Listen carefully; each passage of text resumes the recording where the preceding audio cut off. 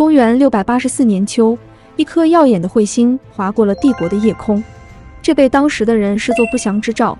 只因在这短短的1年中，大唐已经2易其主，还死了一个废太子。先是睿宗的三哥中宗李显即位，不出3月，即因触怒母亲而被废，谪居房陵。再是被扶上皇位的睿宗李旦，登基当天就失去自由，被垂帘听政的母亲幽禁于别殿之中，皇帝形同虚设。这是大唐建国60多年来未有之变局。紧接着，他们的母亲派出亲信丘神纪前往巴州，秘密监视废太子李贤。就在丘神纪抵达巴州当日，废太子李贤即被勒令自杀，死于非命。尽管事后证实李贤之死源自丘神纪误读圣旨，但武则天始终无法摆脱毒杀儿子之嫌。李唐皇子的相继遭难，令满朝上下人心惶惶。对于自己悲惨的命运，废太子李贤似乎早有所感。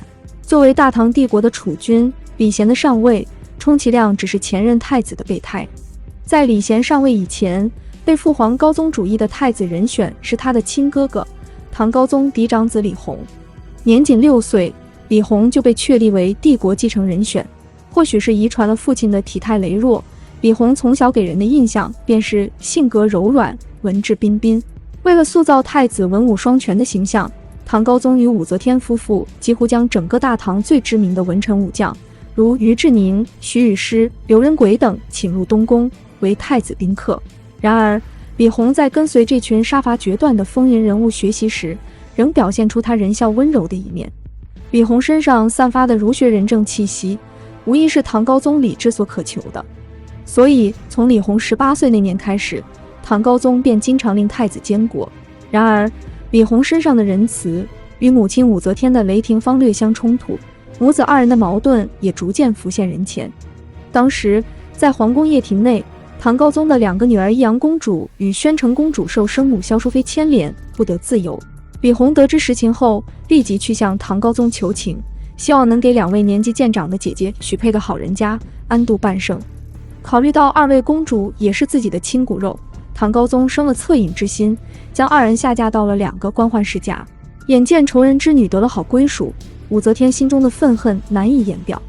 在《新唐书》中，编者欧阳修以为，正是因为李弘替2个同父异母的姐姐求情，惹得武则天不高兴，这才导致数年后，李弘陪高宗夫妇出巡洛阳时被镇杀。事实上，在旧唐书等年代更早的史料中，关于李弘的死亡一直语焉不详。史学界比较认同的说法是，李弘自身体弱多病，有肺结核。在很长的历史时间内，肺结核皆是不治之症，而李弘在监国期间，为了不让父母担忧，他强忍病体装作没事，病情加重，最终暴卒洛阳宫中。但是李弘之死与老妈武则天真的没有关系吗？有一事不得不提，由于武氏家族男丁凋敝，为了巩固自己的地位，武则天将外甥贺兰敏之收入族中，培养成武氏家族的继承人。贺兰敏之也算不负众望，他才华横溢，风流倜傥。只是此人桀骜不驯，恃宠而骄。当初唐高宗为太子李弘择选的太子妃是4位少卿杨思简的女儿。这位杨小姐长得美若天仙，太子及唐高宗夫妇都十分喜欢。谁料在正式举办婚礼前，贺兰敏之相中了杨小姐，反手给太子李弘戴了一大顶绿帽子。武则天及唐高宗第一时间表示了强烈谴责，但武则天只是为李弘另选了太子妃，延期举行婚礼，并没有照顾儿子的感受，更没有当场处罚贺兰敏之。上元2年，年仅23岁的李弘，在疾病与心理压力的双重打击下，一命呜呼。李弘的薨逝意味着唐高宗悉心调教多年的国本付之东流。这一年，唐高宗李治已48岁。正所谓储君乃国本，宜早定之。刚给李弘办完丧礼，太子之位就顺延给了唐高宗与武则天的嫡次子李贤。早在哥哥李弘安心接受正规的东宫教育时，李贤便以高宗嫡次子的身份享受类似太子的待遇。为了让李贤做好备胎，基本上哥哥李弘学习什么，李贤也跟着学什么。因此，当哥哥英年去世后，作为哥哥的翻版，李贤顺利上位。只是李贤还不知道，自己未来的命运也将与哥哥李弘殊途同归。眼看李贤逐渐胜任太子工作，唐高宗开始遵循当初培养李弘的做法，放手让太子李贤监国。可身体相对健壮的李贤，到底少了几分哥哥的病弱，这对于一向想巩固自身势力与地位的母亲武则天来说，不一定是好消息。自唐高宗废王立武以来，武则天的地位水涨船高。借助唐高宗常年的封闭头痛，武则天获得了高宗授予的代政权力。有理由相信，在李贤代父监国时，武则天已经意识到新太子即将成为武士权位之路的一块绊脚石。李贤虽在政务上得到父皇称赞，但个人私生活却不如哥哥李弘检点。在李贤的东宫，太子颇好声色，也学着伯父废太子李承乾那样豢养男宠。按说豢养男宠当是北方胡化的世家大族传统，可李贤身份不同，太子养男宠毕竟有伤风化，影响皇室在天下人心中的形象，所以东宫内以为承庆为首的官员极力劝阻。李贤尽管对一众东宫官员的谏言极为重视，但男宠赵道生的魅力也非李贤所能忽视，因此无论外界怎样议论，赵道生一直生活在李贤的东宫内。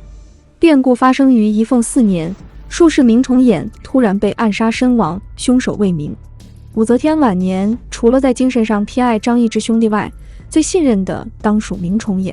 而明崇俨除了懂得日常的江湖忽悠外，还有一手好医术，能减轻唐高宗的风疾病痛。深受帝后宠信的明崇俨被杀，自然引发各方密切关注。好巧不巧的是，明崇俨活着的时候曾给唐高宗诸位儿子看过相，不知是出于职业判断还是张嘴瞎说，明崇俨表示因王累太宗而向王贵，而对同样在场的李贤没有说什么。太子李贤心里想必极不痛快，这一事件加深了武则天在明崇俨出事之后对太子李贤存在作案动机的怀疑。为了证实自己的预判，武则天在未经唐高宗准许的情况下，便派人搜查了李贤的东宫。结果这一查，居然发现东宫马房里不知什么时候多出了造假数百领。在当时，私藏盔甲无异于阴谋造反，哪怕你是太子，也死10次都不为过。而且在调查李贤谋反的过程中，武则天意外从东宫男宠赵道生那儿得知，明崇俨正是死于他之手，而背后的主谋就是太子李贤。次年，太子李贤被废，幽禁地方。其实从赵道生的招供来看，明崇俨之案很可能是武则天自导自演的一出闹剧。实在在太子李贤杀人谋反一事证据确凿时，唐高宗仍想赦免他。抛却亲情因素，这或许说明唐高宗并不认为李贤有谋反的动机。而在这件事情上，武则天的态度则一直很冷酷，坚持要大义灭亲。李贤被废后，大唐储君之位依例顺延到老三英王李显头上。即便如此，武则天也没能在李贤被废后立马尝到君临天下的滋味。在唐高宗的威慑下，武则天只能遵循内训和外戚界的规范做事，尽力遏制以武士为首的外戚集团冒头。武则天只能将未来掌权的希望寄托在李显身上。永淳2年，在确定要改元后，唐高宗李治突然驾崩，李显如愿以偿坐上皇位，是为唐中宗。中宗李显虽头顶6位帝皇丸的光环，其为人却轻率不明。刚一上位，也不管母后武则天在朝堂上的影响力，他便下令委任岳父韦玄真为侍中，企图培育自己的朝中势力。在大臣的劝谏下，李显表示，我就是把天下送给韦玄真又有何不可，何况是一个侍中。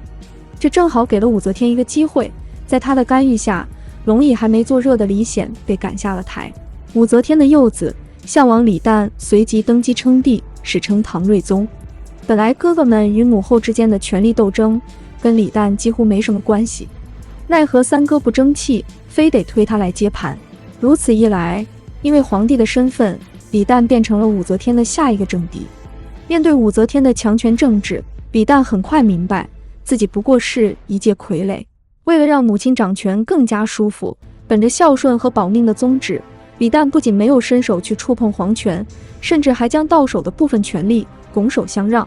武周天寿元年，在唐睿宗李旦的一再坚持下，武则天正式登基称帝，开启了其后11年的女皇执政生涯。作为所谓的皇嗣，李旦享受了和哥哥李显一样被流放地方监视居住的待遇。李显和李旦这对难兄难弟被废后，曾长期遭受到来自母亲武则天的迫害，但二人毕竟根基未深，武则天最后也没对这两个儿子下死手。随着岁月老去，年迈的武则天也不可避免要为江山社稷的未来深思。当时摆在武则天面前的接班人方案有2套，一是从武氏子弟中挑选合适的人继承江山，二是将李唐江山拱手奉还给儿子们。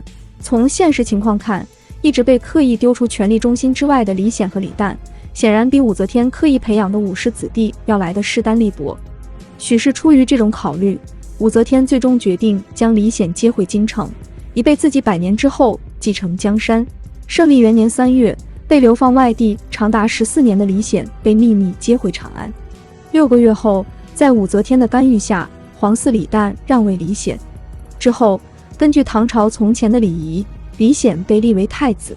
再度回归帝国政治中心的李显，似乎变得比以前成熟了。